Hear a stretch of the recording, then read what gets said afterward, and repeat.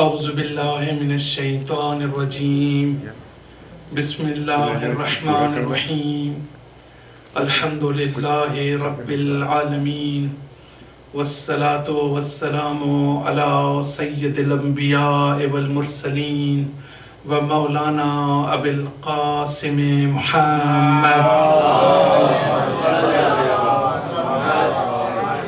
ثم الصلاة والسلام على أهل بيته الطيبين الطاهرين المعصومين أما بعد فقد قال الحكيم في كتابه المجيد وفرقانه الحميد بسم الله الرحمن الرحيم يا أيها الذين آمنوا لا تقدموا بين يدي الله ورسوله واتقوا اللہ ان اللہ سمیع علیم صلوات پر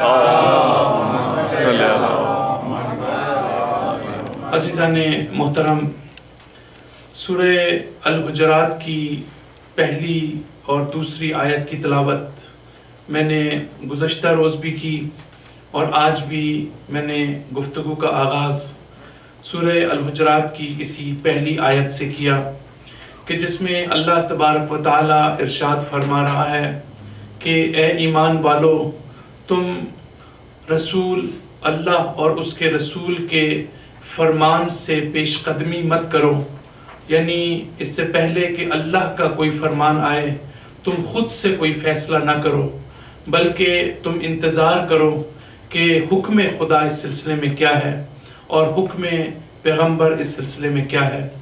ہم نے گزشتہ روز تھوڑی سی گفتگو کا آغاز کیا تھا انہی آیات کے ذیل میں، اور میں نے عرض کیا تھا کہ سورہ الحجرات قرآن کی بہت اہم صورتوں میں سے ایک ہے کہ جس میں بڑے اہم اخلاقی اور روحانی اور معنوی پیغامات موجود ہیں، مورل اور ایتھیکل پرنسپلز موجود ہیں کہ جس کا تعلق ہماری ڈیلی لائف سے ہے، روزمرہ زندگی سے ہے۔ لہٰذا انشاءاللہ اس سورہ کو میں چاہوں گا کہ ماہ مبارک رمضان کے ان ایام میں پہلے 15 دن میں تفصیل کے ساتھ اس سورہ کے کنٹینٹس جو ہیں اس کے اوپر میں بات کروں۔ ہم نے کل اس نقطے کی طرف اشارہ کیا کہ، اور یہ مسئلہ میں نے عرض کیا کہ ہماری کمیونٹیز میں موجود ہے، ایسا نہیں ہے کہ یہ کوئی ایسا مسئلہ ہو کہ جس کی کوئی پریکٹیکل حیثیت نہ ہو، بلکہ یہ عام طور سے ہماری کمیونٹیز کے اندر دیکھنے کو ملتا ہے۔ وہ یہ ہے کہ کئی اینگلز میں نے کل بیان کیے، میں اس کو رپیٹ نہیں کرنا چاہتا، لیکن صرف مختصراً میں یہ عرض کرنا چاہتا ہوں کہ یہ بڑا امپورٹنٹ ہے ہمارے لیے کہ ہم قرآن اور سنت کے حکم کو جاننے کی کوشش کریں۔ لیکن ہوتا کیا ہے کہ مذہب کے سلسلے میں بھی، دین کے سلسلے میں بھی ہماری اپنی پسند اور ناپسند جو ہے وہ اہم بن جاتی ہے۔ اس سے پہلے کہ ہم قرآن اور سنت کے صحیح حکم کو جاننے کی کوشش کریں، وہ علماء کہ جنہوں نے اپنی ساری زندگی اس فیلڈ میں لگائی ہے، جو ہمارے مراجع ہیں، جو ہمارے مجتہدین ہیں، جو ہمارے علماء ہیں، ان کو آپ اتنے آرام سے ڈسریگارڈ نہیں کر سکتے۔ ظاہر ہے کہ اور بہت تکلیف ہوتی ہے کہ جب انسان جو ہے وہ بڑے بڑے مجتہدین ایک بات کر رہے ہیں، وہ ہمیں کہہ رہے ہیں کہ یہ چیز حلال ہے، یہ چیز حرام ہے، اور پھر ہم اس کو تیار نہیں ایکسیپٹ کرنے کے لیے، یعنی گویا اس کا واضح طور پر یہ ہے کہ ہم علم سے دشمنی کرنا چاہتے ہیں۔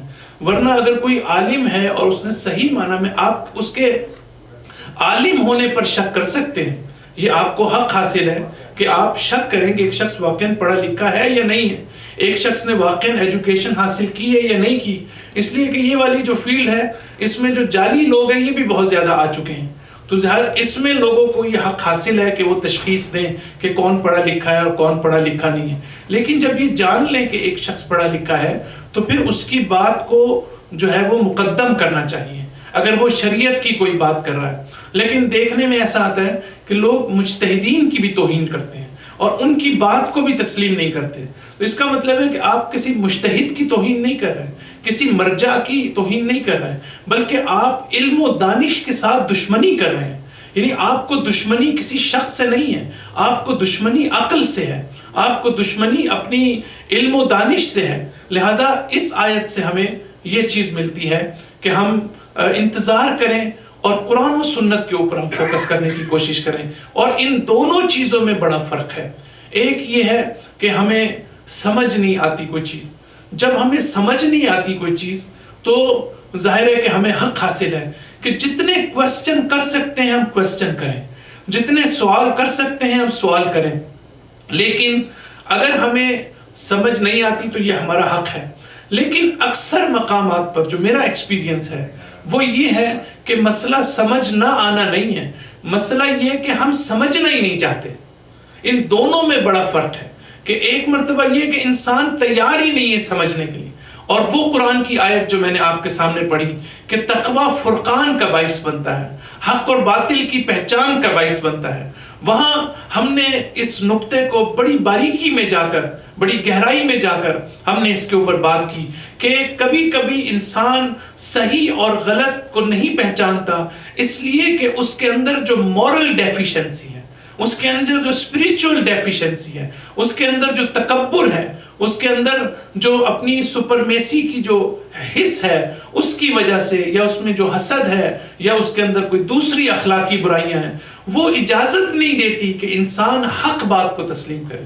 تو اس سلسلے میں ہم یہ کہتے ہیں کہ کبھی انسان جو ہے وہ چاہتا ہی نہیں کہ وہ صحیح بات سمجھے, اس لیے کہ خود شاید میں نے یہاں پر بھی وہ ذکر کیا تھا کہ جب پیغمبر اکرم صلی اللہ علیہ وآلہ وسلم سے کسی نے سوال کیا, کہا کہ تم اپنے قلب سے پوچھو, تو کہا کہ یا رسول اللہ کیسے ہمیں سچائی کا پتہ چلے گا, ہمیں کیسے ٹروتھ کا پتہ چلے گا, ہمیں کیسے پتہ چلے گا کہ یہ صحیح بات ہے. تو آپ نے اپنی 3 انگلیاں اس کے قلب پہ رکھ کے کہا کہ تم اگر سچے دل کے ساتھ اپنے دل سے یہ پوچھو کہ سچ کیا ہے اور جھوٹ کیا ہے, تو تمہارا قلب کبھی تمہارے ساتھ جھوٹ نہیں بولے گا, کبھی تمہارے ساتھ خیانت نہیں کرے گا. صلوات پڑھ دیجئے ایک مرتبہ. اور یہ بالکل ایکسپیرینس کی بات ہے کہ جب انسان حق کا راستہ تلاش کرنا چاہتا ہے اور دل کی گہرائیوں سے تلاش کرنا چاہتا ہے تو پھر اس کو مشکل نہیں ہوتی اس کو تلاش کرنا. پرابلم وہاں پر ہوتی ہے کہ جہاں ہم حقیقت کو جاننا نہیں چاہتے, جہاں ہم حقیقت کو ایوائڈ کرتے ہیں. تو ایک چیز یہ, اور پھر اس آیت کے اندر گفتگو کو آگے بڑھاتے ہوئے پھر ارشاد ہوتا ہے واتقوا اللہ, اسی آیت کے اندر کہ یا ایھا الذین آمنوا لا تقدموا بین یدی اللہ ورسولہ واتقوا اللہ. اور اللہ سے, عام طور سے ہم اس کا کیا ترجمہ کرتے ہیں, اللہ سے ڈرو, اللہ سے خوف کھاؤ. یہ جو تقوی الہی ہے, میں تھوڑی دیر کے لیے اس پر رکنا چاہتا ہوں کہ اللہ تعالیٰ سے خوف کھانے کا کیا مطلب ہے. لوگ عام طور سے یہ بھی اعتراض کرتے ہیں کہ اللہ تعالیٰ کوئی ایسی چیز ہے جو ڈرانے والی ہے کسی کو, اللہ تعالیٰ کوئی ایسی چیز ہے جو کسی کو خوف دلانے والی ہے. تو یہ اتقوا اللہ جو بڑی امپورٹنٹ بات آیت اللہ شہید مطہری نے 2 ان کی سپیچز ہیں تقوی کے اوپر, جس کا عنوان ہے بک کا وہ دہ گفتار, کہ جس میں ان کی 10 سپیچز ہیں.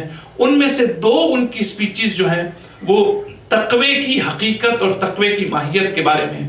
انہوں نے ایک بڑے باریک نقطے کی طرف اشارہ کیا, اور وہ یہ کہتے ہیں کہ پہلے تو مثلا جو جنرلی ہمیں ایک چیز پتہ ہے, میں اس کی طرف اشارہ کروں, پھر میں بتانا چاہتا ہوں کہ شہید مطہری کس اہم آسپیکٹ کی طرف اشارہ کرتے ہیں تقوی کے حوالے سے. پہلی بات تو یہ کہ جب ہم کہتے ہیں کہ اللہ سے ڈرو یا اللہ سے خوف کھاؤ, تو یہ دراصل اللہ سے خوف کھانے کا مطلب یہ ہے کہ اللہ کے عدل سے خوف کھانا, اللہ کی عدالت سے خوف کھانا, اللہ کے جسٹس سے خوف کھانا.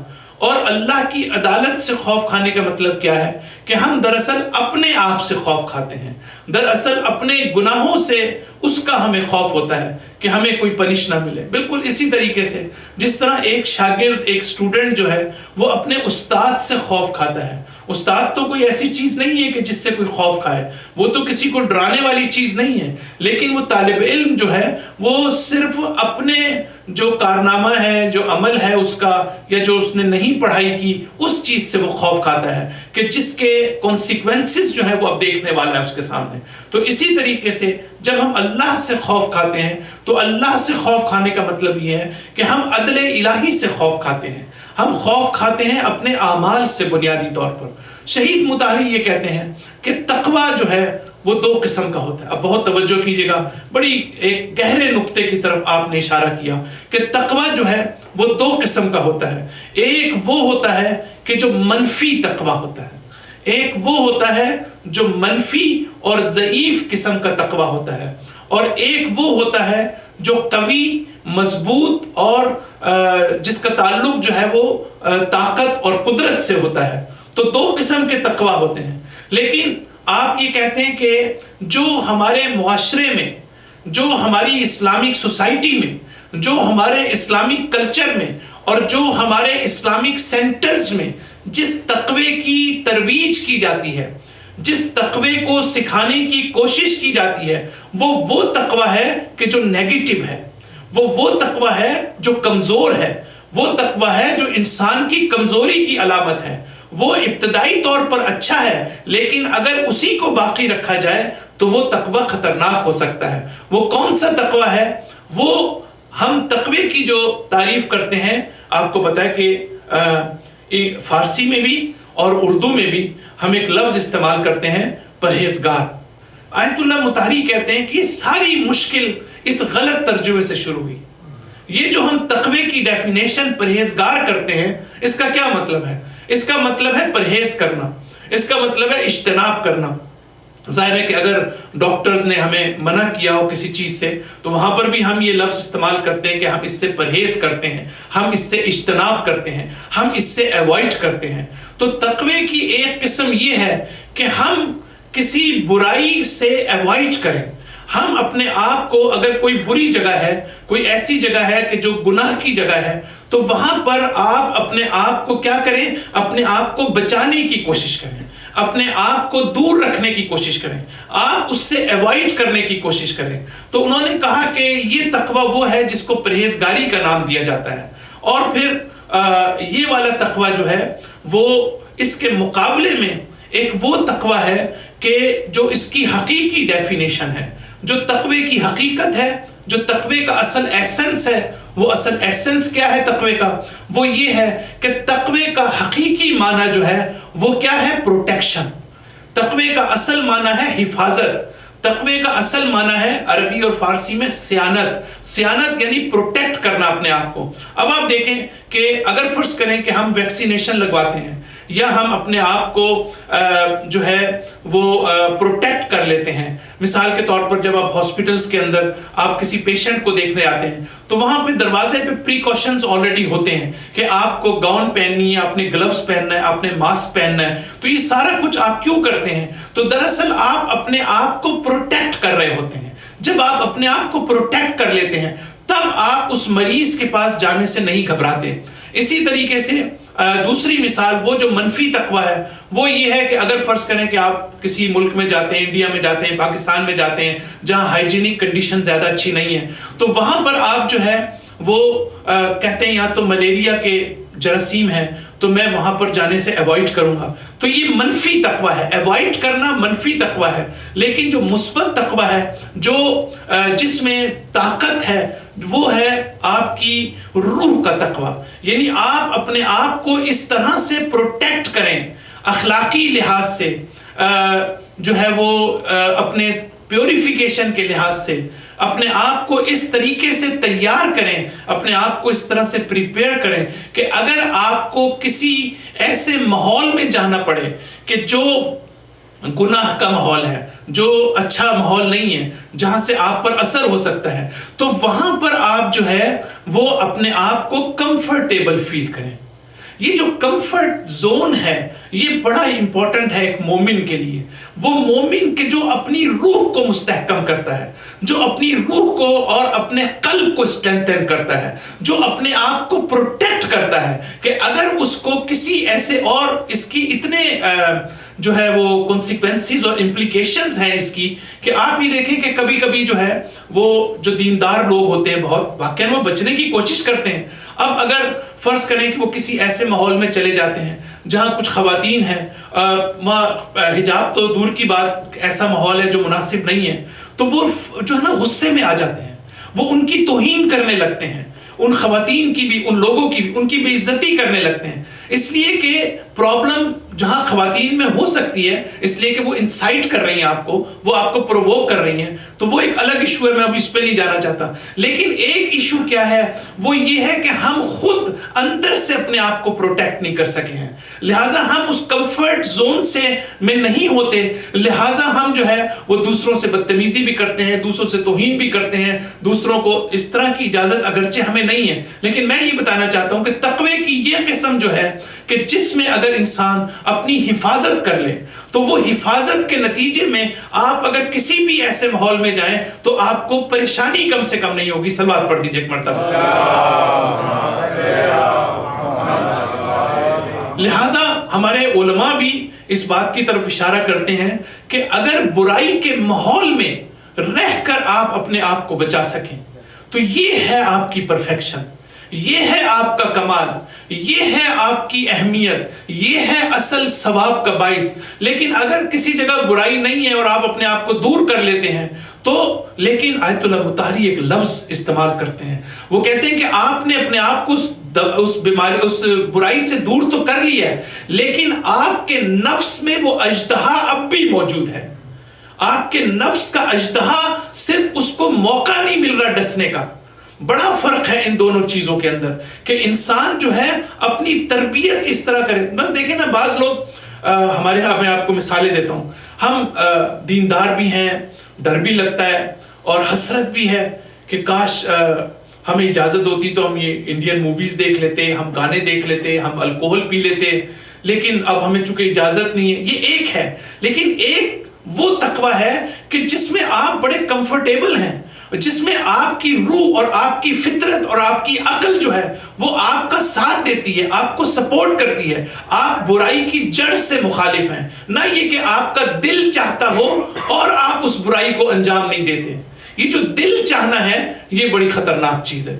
تو یہ کہا جاتا ہے کہ جہاں اسباب موجود ہوں، جہاں وسائل موجود ہوں، وہاں پر اگر آپ گناہ نہیں کرتے تو پھر جو ہے وہ بہت بڑی بات ہے اور بہت زیادہ ثواب ہے اس کا، بنسبت اس کے کہ جہاں آپ کو برائی کا موقع نہیں ملتا وہاں پر. صلوات پڑھ دیجئے ایک مرتبہ.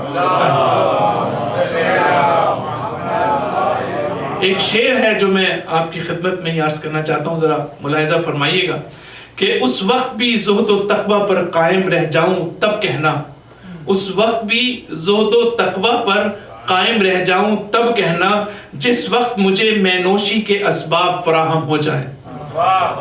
جس وقت مجھے میں نوشی کے اسباب فراہم ہو جائیں، اس وقت اگر میں تقوی اور پرہیزگاری پر قائم رہوں تو تب مجھے کہنا تم. تو یہ بھی دراصل اسی حقیقت کی طرف اشارہ ہے کہ کبھی ہمارا دل چاہ رہا ہوتا ہے لیکن دین کی خاطر ہم اس کام کو نہیں کرتے ہیں. لیکن اسلام اس سے بڑھ کر ایک بات کہتا ہے، ہائر لیول کی جو ہے وہ تقوی کی بات کرتا ہے. تو میں اتقوا اللہ کی میں نے مثال دی، دوسری چیزوں کی دی. اب ہم دیکھیں کہ ہمارے پاس قرآن کی ایک اور آیت موجود ہے. قرآن کہتا ہے سورہ آراف آیت نمبر 204 کہ وَإِذَا قُرِئَ الْقُرْآنُ فَاسْتَمِعُوا لَهُ. جب قرآن کی تلاوت کی جائے، جب قرآن کی بات کی جائے تو اس کو غور سے سنو، اور پھر وَأَنصِبُوا لَعَلَّكُمْ تَرْحَمُونَ، اور اس کو غور سے سنو، خاموشی کے ساتھ سنو اس کو، اور اللہ تعالیٰ شاید تم پر اپنی رحمت جو ہے وہ نازل کرے. اب آپ دیکھیں کہ یہ قرآن کی آیت، جب قرآن ہے تو ظاہر ہے کہ انبیاء کی شخصیت اور اہل بیت کی شخصیت جو قرآن ناطق ہیں، تو وہاں پر بھی یہی مسئلہ ہے کہ جہاں کہیں بھی ہمارے پاس جو ہے وہ روایات بیان کی جا رہی ہوتی ہیں، اہل بیت کی تعلیمات بیان کی جاتی ہیں، معارف اہل بیت بیان کیے جا رہے ہوتے ہیں، قرآن کی تعلیم دی جا رہی ہوتی ہے، تو وہاں پر ایک بڑا امپورٹنٹ قرآن کی آیت ہے کہ ہم قرآن کو غور سے سنیں، ہم فوکس کریں. اب آپ دیکھیں کہ جب بھی امام حسین علیہ السلام کا ذکر ہوتا ہے، اہل بیت کا ذکر ہوتا ہے، ان کی تعلیمات کا ذکر ہوتا ہے، تو ایک تو وہ رخ ہے کہ جو ہمارا ایموشنل رخ ہے. ہم ایموشنل پوائنٹ آف ویو سے جو ہے ان ہستیوں کو دیکھتے ہیں. ہم اس بات پر فخر کرتے ہیں کہ کائنات کی اتنی عظیم ہستیاں ہیں. ہم اس بات پر فخر کرتے ہیں کہ ہم ان کے پیروکار ہیں. اس میں کوئی شک نہیں کہ اس میں بہت زیادہ اللہ تعالیٰ کی توفیق شامل ہے. لیکن قرآن کی اس آیت سے جو ہم سیکھتے ہیں وہ یہ کہ ہماری ذمہ داری یہ ہے کہ ہم جو ہے وہ معارف اہل بیت پر توجہ کریں. ہماری جو مجالس ہیں، ہماری جو محافل ہیں، ہمارے جو لیکچرز ہیں، وہ میسج اورینٹڈ ہونے چاہیے. وہ لوگوں کو قرآن کا اصل پیغام ان تک پہنچانا چاہیے. بہت سے ایسے خطیب بڑے مشہور بھی ہیں، لیکن جب لوگوں سے پوچھیں کہ آپ نے کیا سیکھا تو کسی کو یہ نہیں پتا، کیونکہ سب جذباتی اور ایموشنل سپیچز جو ہیں اس میں کیا ہوتا ہے کہ ہم کسی بھی پیغام کو کنوے نہیں کر سکتے، ہم اس میں کچھ سیکھ نہیں سکتے. اور یہی وجہ ہے کہ آپ دیکھیں کہ ماہ مبارک رمضان میں ماشاءاللہ جیسے ہمارے سینٹر میں جو ایک ماحول ہے وہ افہام و تفہیم کا ماحول ہے، وہ ایک دوسرے کو سمجھنے اور سمجھانے کا ماحول ہے. لیکن جو محرم میں ماحول ہوتا ہے وہ سمجھنے اور سمجھانے کا ماحول نہیں ہوتا. ایسا لگتا ہے کہ ہمیں اس سے کوئی تعلق ہی نہیں ہے کہ ہم کچھ سیکھنے کے لیے آئے ہیں.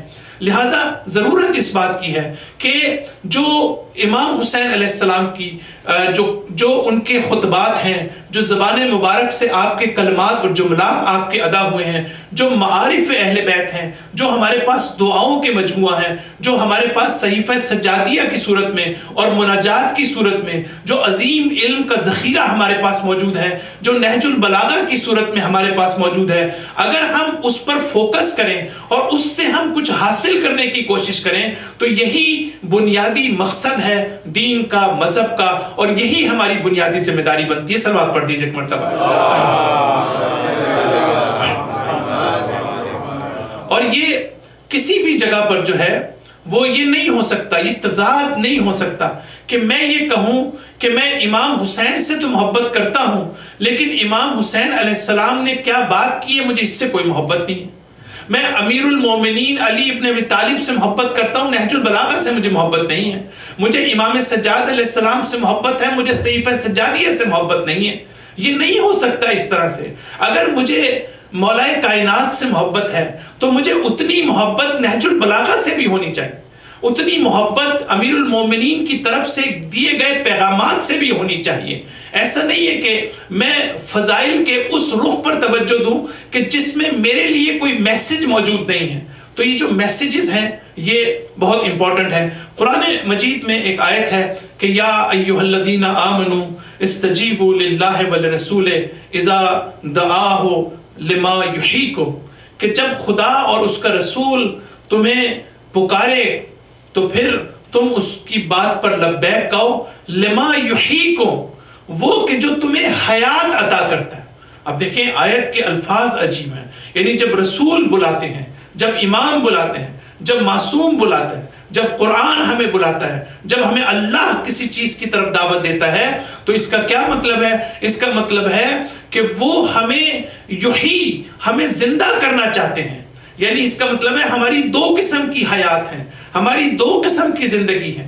ایک ہماری زندگی وہ ہے کہ جو اس دنیا میں ہم زندگی گزارتے ہیں، ایک وہ حیات ہے جس کو قرآن حیات طیبہ سے تعبیر کرتا ہے. اور بار بار ہمارے حکماء نے اس بات کی طرف اشارہ کیا ہے اور قرآن یہی بات کرنا چاہتا ہے کہ جب انسان حیات کی بات کرتا ہے، جب انسان لائف کی بات کرتا ہے، جب انسان زندگی کی بات کرتا ہے تو ہم لوگ زندگی کو سمجھتے ہیں، لیکن زندگی کے 3 لیول ہیں. ایک وہ لیول ہے کہ جو ویجیٹیرین لیول ہے، جو درختوں کا اور نباتات کا لیول ہے. ایک وہ لیول ہے کہ جو حیوانات کا لیول ہے، اور ایک وہ لیول ہے کہ جو انسان کا لیول ہے. تو ہمارے پاس 3 قسم کی حیات ہیں. ایک وہ حیات ہے کہ جو ویجیٹیرین ہے، کہ جس کا تعلق آپ دیکھیں پودے، درخت، یہ ساری چیزیں، ان میں کیا خصوصیت ہے کہ ان کو آپ کھانے کے لیے دیے جائیں، ان کو آپ پانی دیں، ان کو جو بھی ان کی ضروریات ہے، تو یہ کیا ہوگا کہ ان کے اندر نشو و نما بڑھتی چلی جائے گی، اور یہ جو ہے وہ ڈیولپمنٹ فزیکلی ان میں آپ دیکھیں گے۔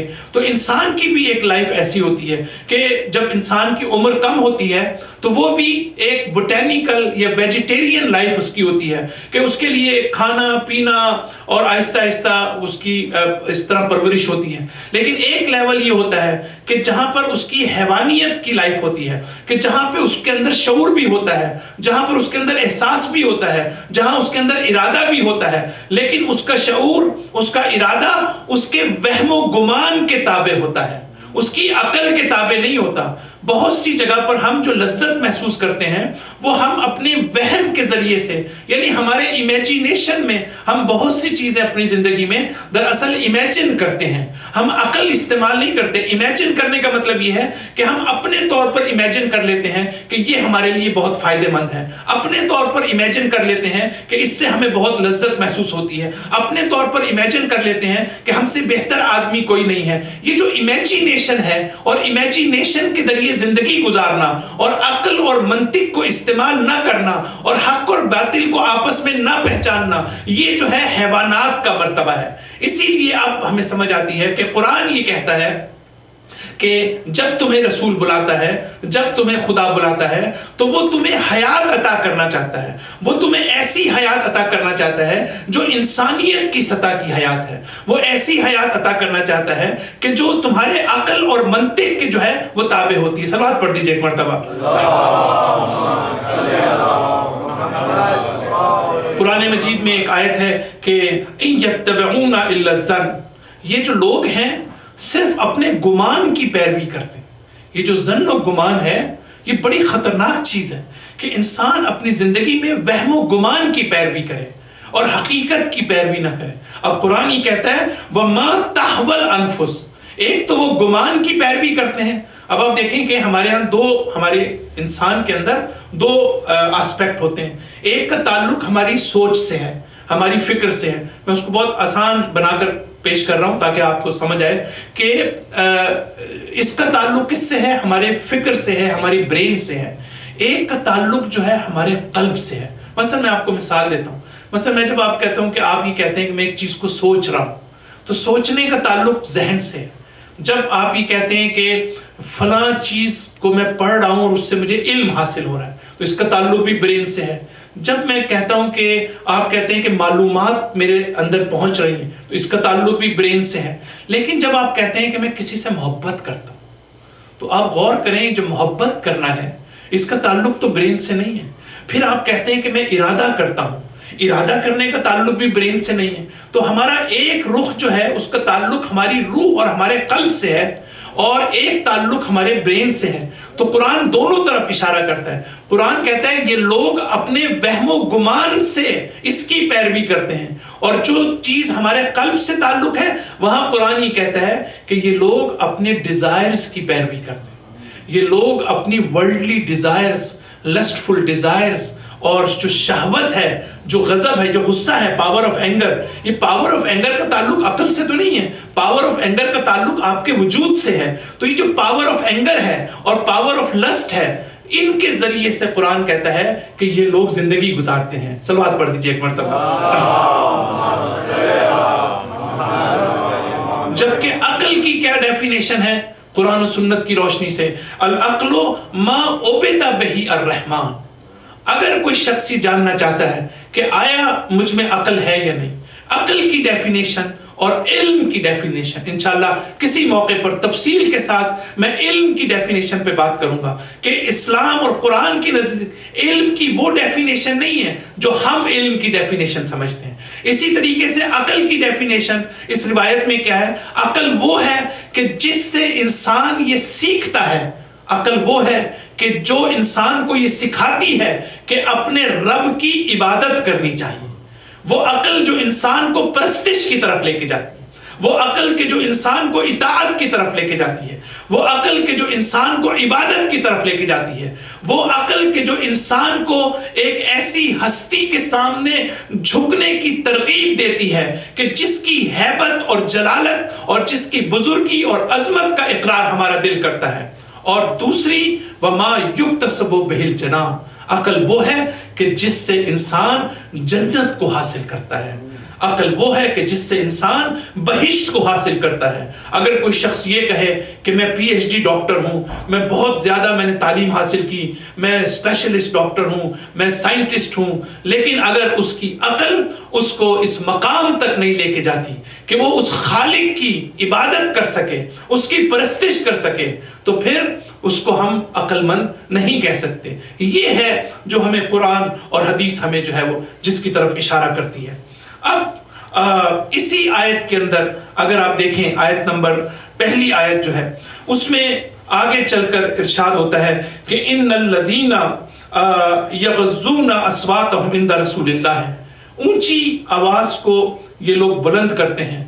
تو اس سے پہلے جو پہلی والی آیت ہے اس میں ہم نے ایک بڑی امپورٹنٹ چیز پڑھی، اور وہ یہ تھی کہ قرآن ہی کہتا ہے کہ اگر کوئی شخص رسول کے سامنے اس سے پیش قدم ہو جائے، اس سے آگے بڑھ جائے، رسول کے فرمان سے پہلے، معصوم کے فرمان سے پہلے، قرآن سے پہلے، اللہ سے پہلے، تو اس کو نہیں چاہیے کہ وہ اپنے عمل کو، اب لفظ کیا ہے، انتحبط العمل، یعنی وہ اپنے عمل کو حبط مت کرے۔ اب اس کا کیا مطلب؟ اب بڑے باریک نقطے کی طرف میں اشارہ کرنا چاہتا ہوں کہ قرآن کیا بات کرنا چاہ رہا ہے۔ قرآن یہ کہتا ہے کہ اگر تم اللہ کے فرمان سے آگے جاؤ گے اور اپنی پسند اور ناپسند کو اس کے اندر شامل کرو گے تو کہیں ایسا نہ ہو کہ تمہارا یہ عمل حبط ہو جائے۔ ہے حلوے والی بے اور توئے، اس کا کیا مطلب ہوا؟ اس کا بہت تفصیلات ہیں قرآن میں، لیکن میں بہت مختصر رکھنا چاہتا ہوں، اور اس کا مطلب یہ ہے کہ آپ جب رسول کے سامنے اپنی آواز بلند کر رہے ہیں، جب آپ رسول کے حجرے کے باہر پیغمبر کو اس کے صحیح القابات سے یاد کیے بغیر، اس کی جو لائق اور شایان شان جو اس کی احترام ہے، آپ اس کا احترام نہیں کر رہے، جو اس کو عزت دینی چاہیے وہ آپ رسول کو عزت نہیں دے رہے ہیں، تو اس کے نتیجے میں کہیں ایسا نہ ہو کہ تم جو ہو تمہارا عمل ضائع ہو جائے۔ عمل ضائع ہونے کا کیا مطلب؟ یہاں پر ایک بڑے باریک نقطے کی طرف قرآن اشارہ کرتا ہے، اور قرآن یہ کہتا ہے کہ کبھی کبھی انسان کو اپنی زندگی میں اپرچونٹی ملتی ہے، اس کو موقع ملتا ہے کہ وہ کوئی اچھا کام کرے، لیکن وہ اس موقع کو ضائع کر دیتا ہے۔ اس کو ثواب مل سکتا ہے اگر وہ رسول کے سامنے احترام کرے، اس کا اگر پیغمبر کا احترام کرے، آواز کو اونچا نہ کرے، ان کے فرمان پر لبیک کہے، اس کو فالو کرے، تو ظاہر ہے کہ اس کے نتیجے میں کیا ہوگا؟ اس کے نتیجے میں ہمیں جو ہے وہ ثواب ملے گا، ہمیں بلند درجات ہوں گے، ہمیں قیامت میں اللہ تعالیٰ اس کی جزا دے گا، اس کا ریوارڈ ملے گا۔ لیکن ہم کبھی کبھی اپنی زندگی میں جو میسج ہم حاصل کرتے ہیں وہ میسج بہت امپورٹنٹ ہے کہ ہم اس مثال سے ہٹ کر بھی ہم اپنی زندگی میں کبھی کبھی اپنی اپرچونٹیز کو ضائع کر دیتے ہیں۔ ہمیں کبھی کبھی موقع ملتا ہے کہ ہم کوئی ثواب کا کام کریں، ہمارے پاس وسائل بھی ہوتے ہیں، ہمارے پاس امکانات بھی ہوتے ہیں، ہمارے پاس طاقت بھی ہوتی ہے، ہمارے پاس ارادہ بھی ہوتا ہے، ساری چیزیں ہوتی ہیں، لیکن اپنی سستی کی وجہ سے یا کسی اور وجہ سے آج نہیں تو ہم کل کر دیں گے، ہم اس کام کو انجام نہیں دیتے۔ قرآن اسی نقطے کی طرف اشارہ کرتا ہے کہ تم اپنے عمل کو ضائع نہ کرو۔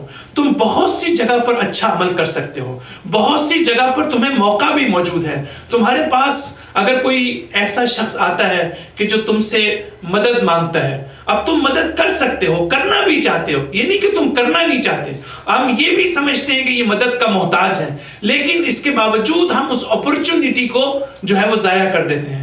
اور قرآن و سنت سے ہمیں یہ پتہ چلتا ہے کہ قیامت کے دن صرف یہ کفار اور مشرکین اور گناہگار ہی پشیمان نہیں ہوں گے، صرف یہی افسوس نہیں کریں گے، وہ لوگ بھی افسوس کریں گے اس بات کا کہ کاش ہم نے دنیا میں جو ہمیں موقع ملا تھا کہ ہم کوئی نیک عمل کریں، اس نیک عمل کے موقع کو ہم نے ضائع کر دیا، ہم نے اس اپرچونٹی کو ضائع کر دیا۔ لہٰذا میں یہاں پر یہ بھی عرض کرنا چاہتا ہوں، انشاءاللہ میں مسلسل آنے والی مجالس میں عرض کروں گا کہ اس مرکز اور اس سینٹر کو چلانے کے لیے آپ حضرات کی مدد کی ضرورت ہے، آپ لوگوں کی سپورٹ کی ضرورت ہے، اور یقین کریں کہ یہ اتنی بڑی خدمت ہے کہ ہم آنے والی نسل کی تربیت کے لیے ہم کچھ کرنا چاہتے ہیں، کچھ کر رہے ہیں، اور اس کے اثرات یقیناً آئندہ جو ہے بہتر طور پر ہوں گے. تو میں سمجھتا ہوں کہ یہ ایک اپرچونٹی ہے کہ یہ ہمیں اپرچونٹی دی جا رہی ہے. یہ ہم اگر فرض کریں، میں ایک جنرل بات کر رہا ہوں اور مختلف سینٹرز میں بھی میں بات کرتا ہوں اور ہمارے دوسرے کولیگ بھی بات سے اس پہ ڈسکشن ہوتی ہے کہ کبھی کبھی ایسا لگتا ہے کہ ہم اگر کسی کو دیتے ہیں تو ہم اس پر احسان کر رہے ہیں. ہم احسان نہیں کر رہے. احسان یہ مرکز ہمیں کر رہا ہے کہ جو ہمیں موقع فراہم کر رہا ہے کہ ہم اس کی مدد کر سکیں. ان دونوں میں بڑا زمین اسمان کا فرق ہوتا ہے کہ ہم کسی کو دیں اور ہم اس پر احسان کریں. قرآن تو بہت آگے کی بات کرتا ہے. قرآن یہ کہتا ہے کہ جب تم سے کوئی مانگنے والا آئے تو تم اس کا انتظار مت کرو کہ کوئی شخص آئے اور تم سے کہے کہ مجھے کچھ میری مدد کرو. چاہے وہ سینٹر ہو، چاہے وہ عام آدمی ہو، اس کو ضرورت نہیں ہے کہ تم سے مدد مانگے، بلکہ تمہیں خود چاہیے کہ اس شخص کے پاس جاؤ کہ جو ضرورت مند ہے، جس کو احتیاج ہے تمہاری. یہ احسان جو ہے وہ اس کا تم پر ہے، تمہارا نہیں ہے. قرآن یہ کہتا ہے کہ جو اللہ تعالیٰ نے تمہیں مال و دولت دیا ہے، جو اللہ تعالیٰ نے تمہیں فیسلٹیز دی ہیں، اس میں آلریڈی اس غریب کا حق باقی ہے، اس غریب کا حق موجود ہے، اس محتاج کا حق موجود ہے. اگر آپ اس محتاج کی مدد کر رہے ہیں تو آپ اپنی جیب سے کچھ نہیں دے رہے، بلکہ آپ ہی کے مال و دولت کے اندر اللہ نے اس حصے کو رکھ دیا ہے. صلوات پڑھ دیجیے ایک مرتبہ.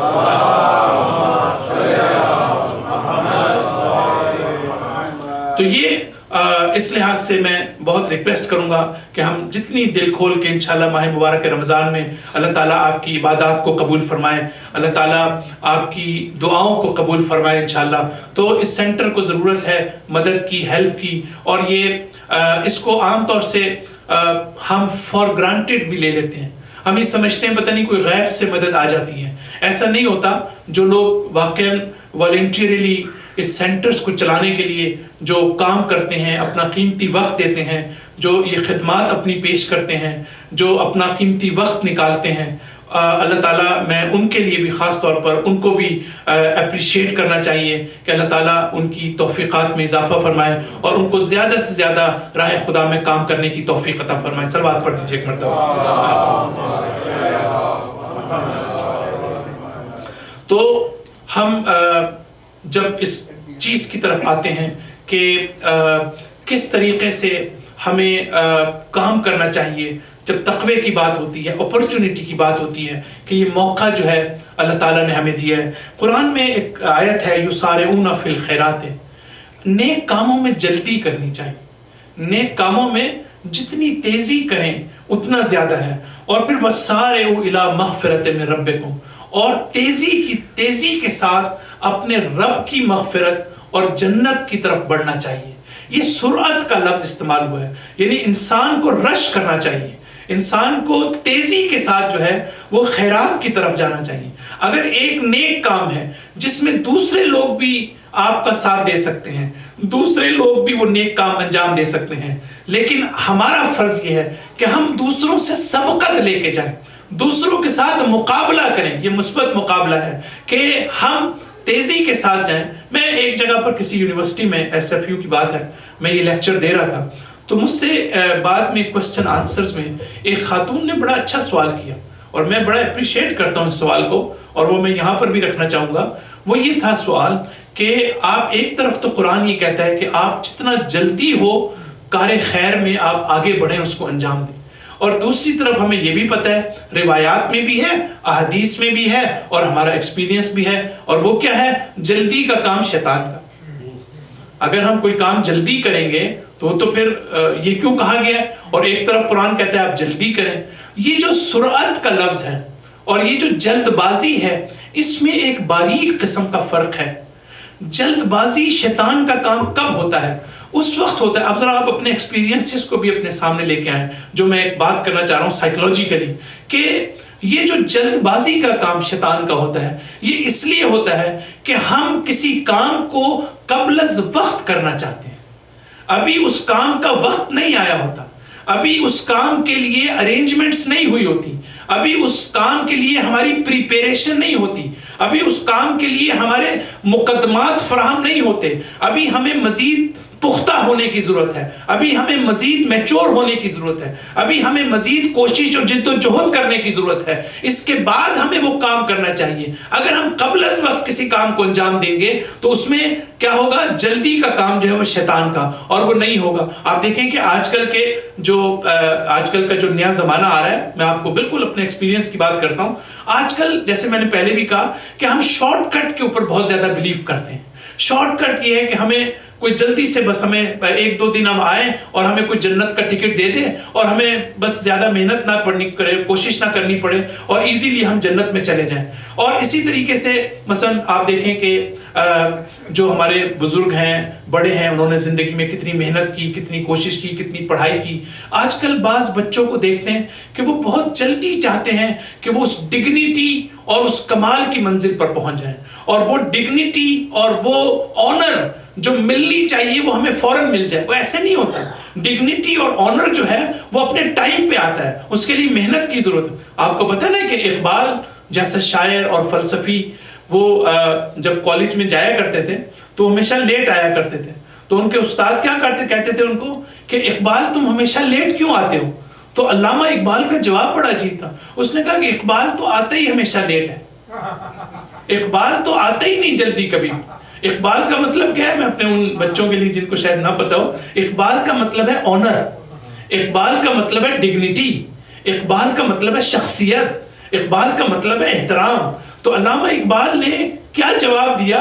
اس نے کہا کہ یہ چیز تو جلدی آتی ہی نہیں ہے، وہ تو آتا ہی ہمیشہ دیر سے۔ صلوات پڑھ دیجئے ایک مرتبہ۔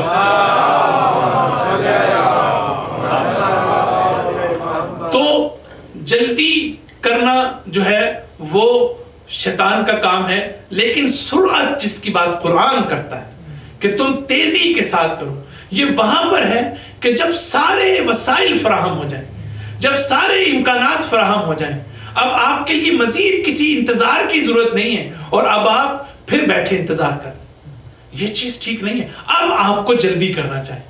تو ان دونوں کے درمیان جو ہے وہ بہت زیادہ فرق ہے کہ جس کو ملحوظ خاطر رکھنے کی جو ہے وہ بہت زیادہ ضرورت ہے۔ پھر اللہ تعالیٰ فرماتا ہے کہ یہ وہ لوگ ہیں، اب اس کے بعد ایک آیت میں اللہ تعالیٰ کہتا ہے کہ یہ تو وہ لوگ ہیں جو رسول کے سامنے اپنی آواز کو اونچا کرتے ہیں، لیکن یہ وہ لوگ ہیں اس کے مقابلے میں جو رسول کے سامنے اپنی آواز کو نیچا رکھتے ہیں، یعنی رسول کا احترام کرتے ہیں۔ احترام کرنے کا مطلب یہ نہیں کہ میں آپ کا احترام تو کرتا ہوں لیکن میں آپ کی بات ماننے کے لیے تیار نہیں۔ آج کل تو یہی ہے نا کہ مثلا آپ بھی کہتے ہیں جی ماں باپ تک کو کہتے ہیں ہمارے بچے کہ ہم تو آپ کی رسپیکٹ کرتے ہیں، لیکن وہ کیا رسپیکٹ ہے کہ جس میں آپ ماں باپ کی بات ماننے کے لیے تیار نہیں۔ تو جب ہم پیغمبر کا احترام کرتے ہیں تو احترام کرنے کا مطلب کیا ہے کہ ہم اس کی بات بھی جو ہے وہ ماننے کی کوشش کریں اور مانیں ہم جو ہے۔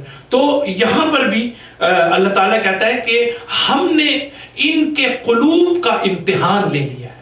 اب انشاءاللہ میں کل کی گفتگو میں یہیں سے شروع کروں گا کہ ایک عجیب نقطے کی طرف قرآن اشارہ کرتا ہے کہ جو لوگ رسول کا احترام کرتے ہیں، پہلی تو یہ بات کہ وہ اس اپرچونٹی سے فائدہ اٹھاتے ہیں، ان کو ثواب کا موقع ہے، ان کو جزا کا موقع ہے، ان کو ریوارڈ مل سکتا ہے، وہ نیک کام کر سکتے ہیں، اس نیک کام کو وہ کرتے ہیں، اس وقت وہ رسول کا احترام کرتے ہیں، رسول کی بات کو سنتے ہیں، وہ اس کے سامنے سر تسلیم ہوتے ہیں۔ اور اللہ تعالیٰ کہتے ہیں یہ کون لوگ ہیں؟ یہ وہ لوگ ہیں کہ جن کے دلوں کو میں نے تقوی سے آزما لیا ہے۔